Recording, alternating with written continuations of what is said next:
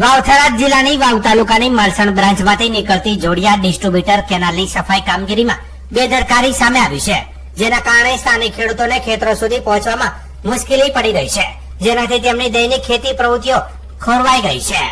કેનાલની સફાઈ માટે હિટાચી મશીનનો ઉપયોગ થઈ રહ્યો છે.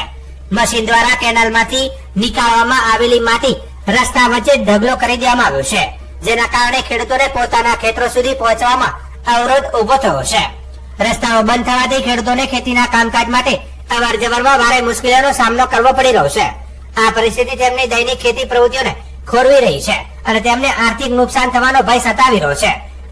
આ ઉપરાંત કેનાલના સિમેન્ટના ભાગોમાંથી ઉગેલા જાડી ઝાકરા પણ મજૂરો દ્વારા હાથથી સાફ કરવાની જરૂરિયાત છે, જેની અવગણના કરવામાં આવી છે.